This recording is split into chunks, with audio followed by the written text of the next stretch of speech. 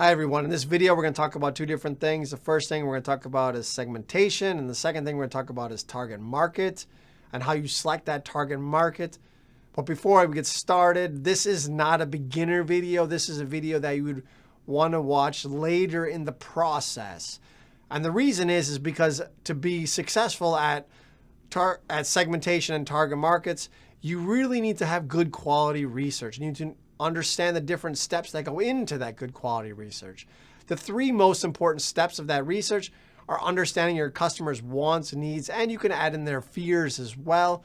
Understand their decision-making process, and then understand the buying process. These three things will really help your company be more successful. Marketing, and more importantly, segmentation and understanding your customers has really changed a lot over the years. And this quote is just a perfect example of showing you how it has changed so much over the last 100+ years. So if you think of the famous Henry Ford, the founder of the great Ford Motor Company, he always said, any customer can have a car painted in any color that he wants, so long as it is black. Which I think is hilarious, because up until almost the 1950s, there were no cars that were red or any fun colors for that matter. Every color was pretty much black, maybe even gray, and that's about it. It was pretty basic. Comparing that to what you see on the roads today, there are many different kinds of cars, colors, everything. And that's just because now we understand the value of understanding your customers and how it can help your company grow. So what is segmentation? Why do we segment our customers? What does this actually mean? There are different ways to segment your customers, but really what it is, segmentation is putting buyers into groups that have common needs and will respond to similar marketing actions. So it looks like this.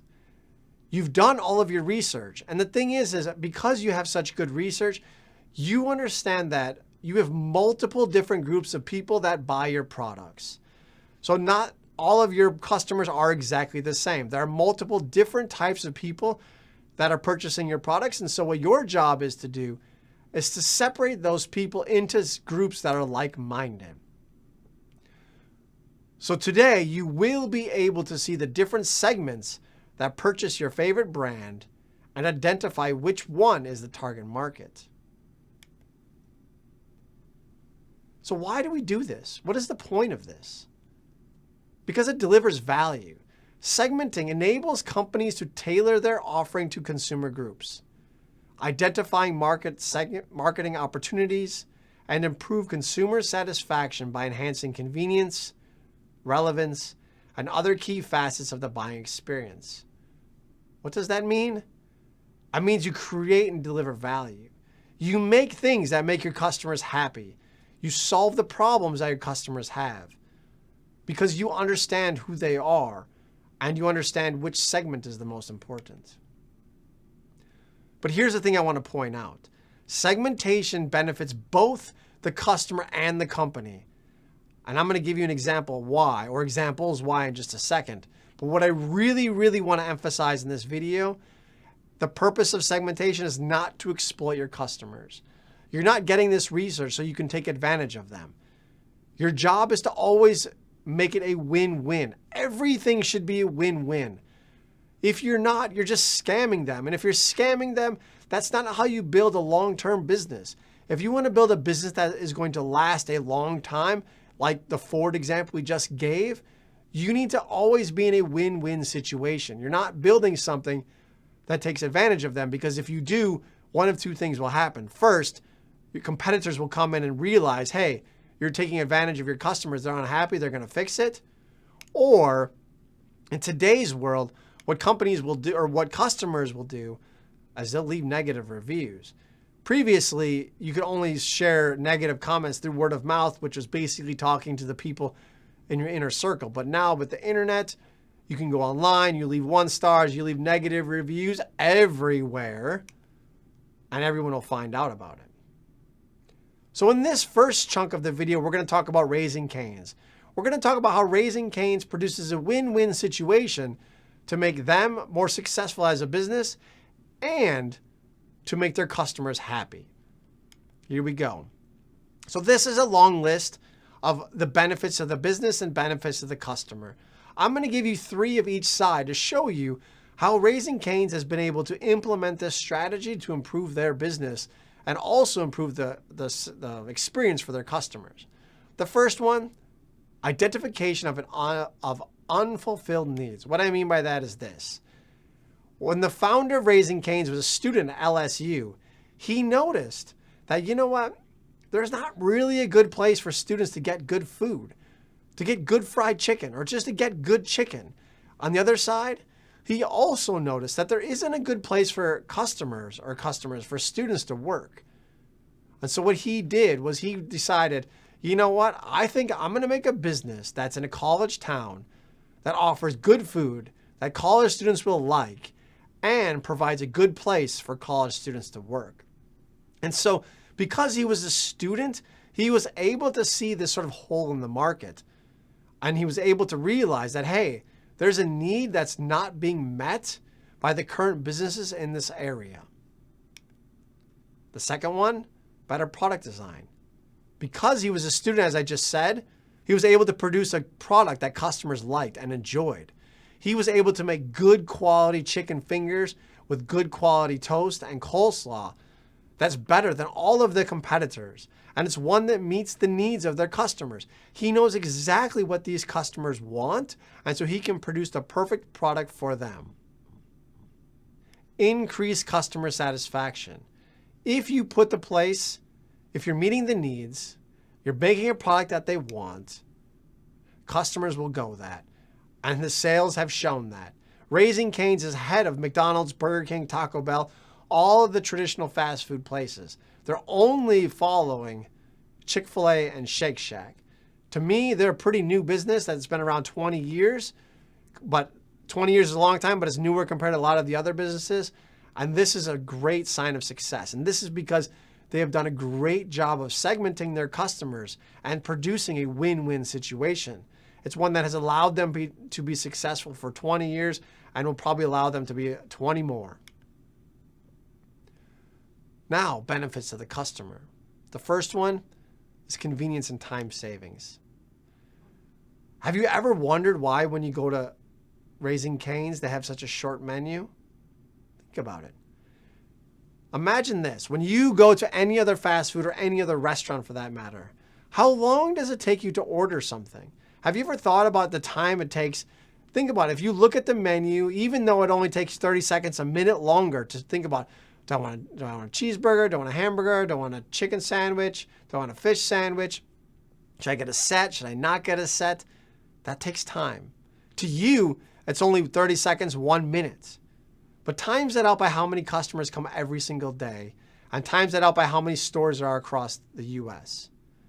That's time. That's money. That's a huge amount of money that's wasted because every single person's thinking, right? It doesn't, if you have a limited menu of 5 things, 6 things, now it's rapid fire. There's no time to think. There's nothing to ponder. You just pick what you want and you move on. And you can go through that many additional customers in a day. The second thing is this. Have you ever thought about when you go to a restaurant, no matter what you order on the menu, they have it in stock? They very, very seldom say, oh, sorry, we're out of that. So that means everything they have has to be sitting in the freezer or has to be on stock. As we all know in business school, inventory is the worst thing you can have because inventory is sort of dead money, right? If you have inventory, it's sitting in the back. That means cash is not being spent. The other thing is, if you have a large menu, it's nearly impossible to keep everything fresh because not everything is ordered every single day. Some things are only ordered occasionally. If you have a very limited menu, using Raising Cane's chicken fingers and toast with coleslaw, everything is going to basically be sold out every single day. And so everything comes in at new nearly every single day.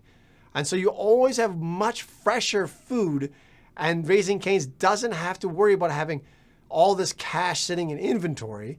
And so they can have that passed on to their customers, which reflect in lower prices.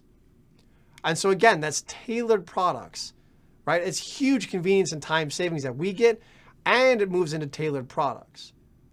There are two places Raising Cane's exists. Raising Cane's exist in college towns and the suburbs. We already talked about college towns and how it meets the needs of a college student. But have you ever thought about why they're in the suburbs? Did you know that the number one ordered food off the kids' menu is chicken fingers? That's pretty crazy. So if you think about that, where are most families located? Families are located in the suburbs. And so for Raising Cane's, who only sells chicken fingers, to be located in the suburbs makes perfect sense. So they know that families with multiple kids are definitely going to be coming there to get their chicken fingers, and then they put them in the college towns as well, as a perfect 1-2 punch for their success. And it makes their customers happy. They're meeting the needs of both of these customers. They have tailored products that meet families' needs, and they have tailored products that meet college students' needs.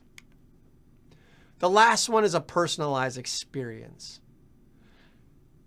What their founder always says is that, hey, we want to hire employees that care about our customers. I actually have another video that I posted on YouTube when I went to Raising Cane's and we were with our dog, and the woman working there, actually both of the people working there, gave her a biscuit.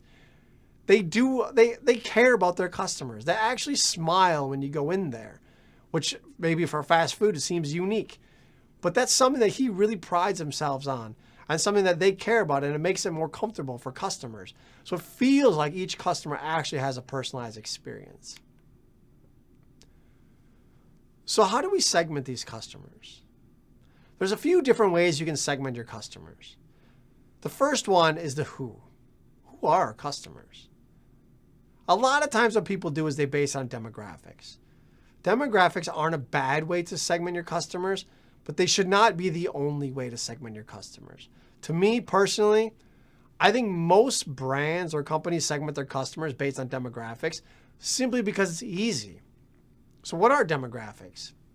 To me, demographics are basically checking a box, right? It's basing your customers based on age, ethnicity, religion, financial status, educational status, marital status. These are just checking boxes. You're looking at them and you're saying these are who our customers are. But we all know that everyone is not the same. Just because they look a certain way doesn't mean that they act the same way. You have to get in there and understand who your customers are. So the first step is demographics. The next two for the who are geographic and psychographic. Geographic is selling based on where they live. I talked about Raising Cane's and how they sell in college towns and they sell in suburbs. To me, the perfect example of geographic is McDonald's. Has anyone ever gone to a McDonald's in a different country? Think about when you walk inside a McDonald's in a different country. The menu is completely different. It feels the same. It looks the same. It kind of tastes the same. But the menus are not the same. They always change their menus depending on where they are. When I lived in South Korea, they even serve beer at the McDonald's. They have things called a fish burger, not a fish burger. They have a shrimp burger. They have bulgogi burger, right? They have all these different things compared to the McDonald's in America. That's geographic. The last one is psychographic. To me, an example of psychographic is like cable TV, magazines. And what I mean by that is if you look at cable TV, you have like Home and Garden channel, you have sports channels, you have news channels. These channels know exactly who's watching them based on their personal interests. They can tell what it is, who's watching them, because these people like to watch the Discovery Channel or the Disney Channel or whatever that channel is. It doesn't matter, but it's based all on psychographics and personality traits. The first thing with the who, these are generally pretty easy to figure out. If you really want to know who your customer is, you need to get into the what and the why. And these focus on the usage, how often your customers come, how regular are they not regular, and then the why, where you really want to get into the needs of their customer. What are they really thinking about when they buy your products?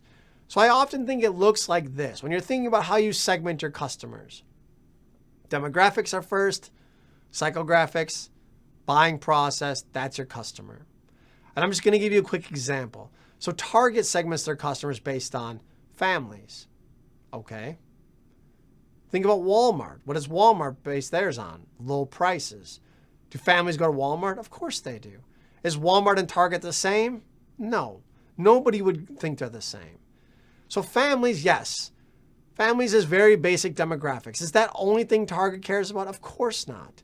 Using the Target Walmart example, when you walk into Walmart, you know it's Walmart. When you walk into Target, you know it's Target. So what does Target do?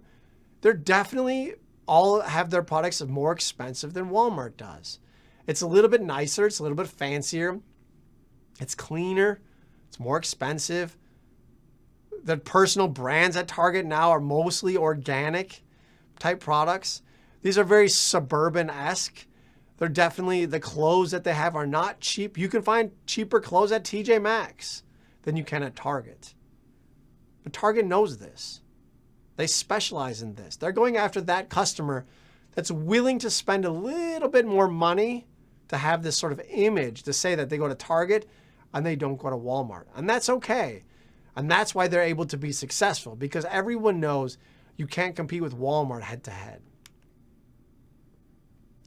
All right, moving on to the next step, targeting. So targeting, how do you know which segment to target? I showed you in the previous sections here that there are roughly, say, 4, 5, 6 segments that buy a product. Why not just sell to all of them? If you sell to all of them, you won't be successful. You need to pick 1 or 2 at the most and focus on them. Because if you try to market to everyone, you'll end up marketing no one. Choosing a target market is one of the most difficult things to do in marketing. And this is from my own experience. Because every time you focus on a target market, you feel like you're neglecting everyone else and nobody else will buy your products. This is untrue. To me, the perfect example of a brand that focuses on a very niche target market but has extreme success is Patagonia. Look at who their target market is, but look who wears their products. There's spillover, because if you can meet the needs of a very specific group and you can make them really happy, because that group of people are so happy with your products, there will be spillover into other segments, and so you can gain success. But if you just sort of market to everybody, you kind of become bland, and then nobody goes there. And to me, an example of that is sort of Macy's. I feel like they're kind of bland. And because they're kind of bland, no one really knows who shops at Macy's, right? And comparing them to, say, Nordstrom's, who everyone is very clearly aware of who their customer is. All right, so here we go. Moving on. The one thing I want to point out is this. Choosing a target market has to be choosing the best target market, not the easiest target market. The easiest target market and the best target market are not the same. The example is the newspaper industry. The easiest market for newspapers to target are senior citizens because they read the newspaper. But that's not the best target market. They need to find the target market that's going to be profitable. And I'm going to explain to you what the best target market means, not what is the easiest target market. So before we get to the list of what's good, here's a couple things to think about. You need to evaluate the attractiveness of each market segment, selecting 1 or more segments to pursue, designing marketing programs to serve segments. Here we go. This example, we're going to use White Claw. The previous example, we used Raising Cane's. Now we're going to use White Claw. So the first thing that White Claw did, they went after Gen Z. Gen Z is basically anyone 25, 26, 27 years old and younger, down to sort of the college age. So if you're a college age student right now, you're in Gen Z. This is an untapped market. This is a market that previously most of the other alcohol brands have been neglecting. But here we go. Let's get into steps. These 5 steps should be basically boxes should be checked to know that this target market is the right target market to pursue. The first one is market size. So how did White Claw know that this market size for seltzers was big enough? Did you know that roughly 25% of men don't drink beer? That's a humongous number when you think how many men are in America. That's a huge number. Not everybody drinks beer. And the problem is this. If you don't drink beer and you drink hard alcohol, right, like a whiskey or wines, or you start drinking, brandies, whatever it is, bourbons, here's the problem with drinking those. If you go to your buddy's pool and you're hanging out or you're going to the picnic, you're not going to take shots of tequila, right? Or even the new craft beers that have 8, 9, 10%. The problem with those is you're going to be smashed in about 10 minutes. You need something to drink that's going to last all day so you can casually drink and not be ripped right away. The other thing with the craft beer boom, suddenly all these IPAs and double IPAs and pale ales became extremely high in calories, right? So if you drink a lot of them, you know what happens. So we have this weird issue of not everyone's on the craft beer boom because of their high calories. Some of them have high alcohol.